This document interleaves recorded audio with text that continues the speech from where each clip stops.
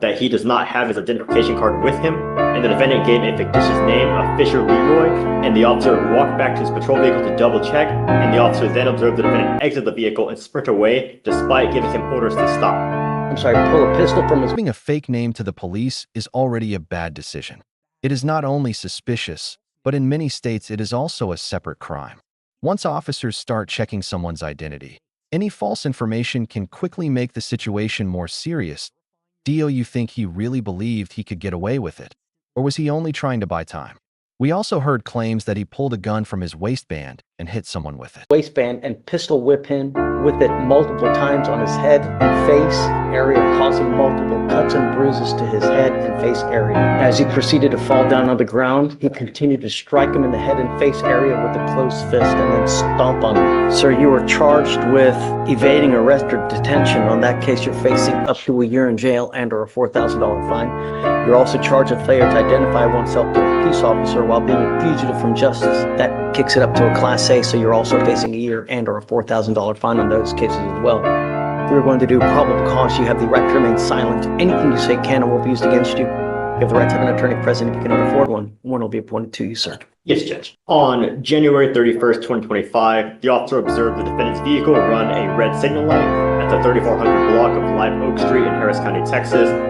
The officer further observed the vehicle completely fail to stop at a red signal light. The officer made contact with the defendant, who was observed to be behind the driver's seat of the vehicle, and the defendant stated that he does not have his identification card with him, and the defendant gave a fictitious name of Fisher Leroy with date of birth January 1st, 2006. The officer ran the name through NCIC and found a GPS picture that does not remotely resemble the defendant. The defendant was asked if he was given the correct information, and the officer walked back to his patrol vehicle to double check, and the officer then observed the defendant exit the vehicle and sprint away despite giving him orders to stop.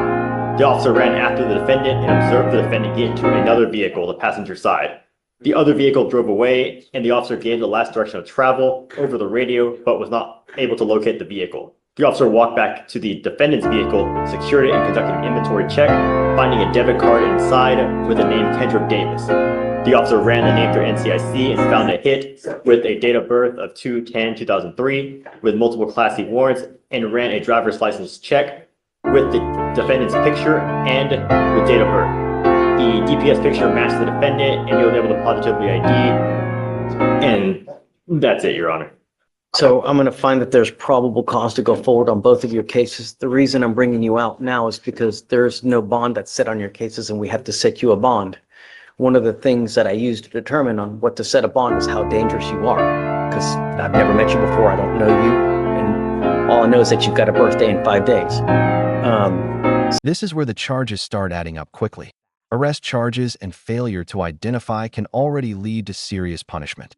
When combined with the earlier details, it creates a much bigger problem in the eyes of the judge. In court, judges do not only look at one mistake. They look at behavior patterns, and right now the pattern does not look good. If you were the judge, would you focus more on giving a second chance or protecting public safety? Interview 3. It's my understanding, I think it was a 2B, it looks like. I don't believe bond conditions and everything were put in place until a few days ago. So the charging instrument was filed November 13th of 2024. I think that you may well be right.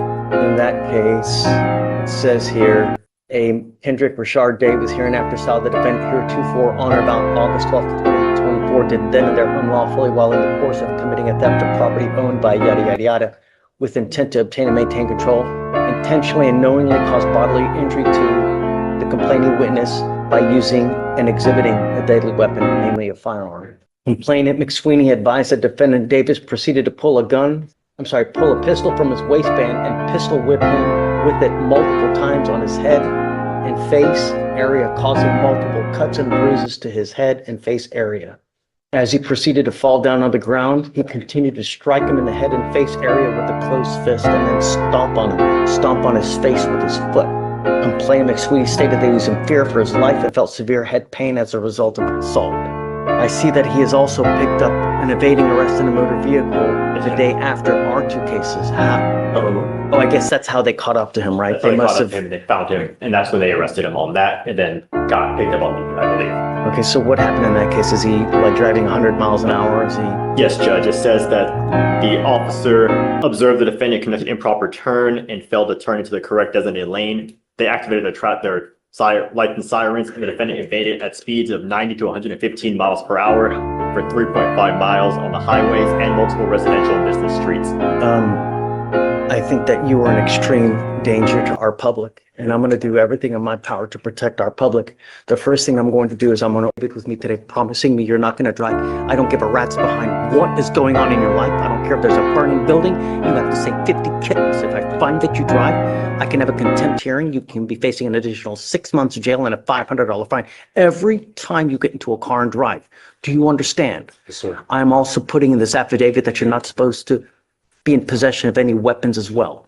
If I find that you have a weapon, because I don't know if you're going to get out or not, and because these cases, because of the nature of the aggravated robbery, because of the nature of this one, I'm making his bonds high. You know, I'm going to set them at 20,000 each. Can I make an argument? Yes, Okay. absolutely. Thank you, I Judge. don't want to get into this, please. Yes. So I was appointed to Mr. Davis this morning. I was able to talk to him a little bit in the holdover.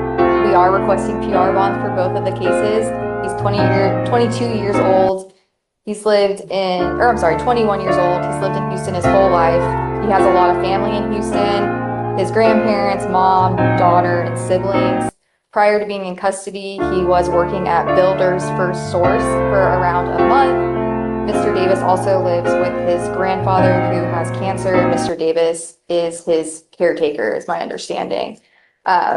Mr. Davis has no savings and was found to be indigent by the court, so we are requesting a PR bond. This is the point where everything changes. When the court considers someone a danger to the public, bond amounts increase, restrictions become stricter, and chances for leniency become smaller at that stage. The goal is no longer only punishment.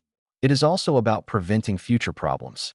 The court wants to stop what could happen next. So the real question is, can someone in this situation truly change, or is the system only delaying the inevitable? A complete danger to our public. I can't possibly give him a PR bond due to the nature of both of the charges that you are facing now. I think that you're a flight risk. You've done everything in your power to evade capture.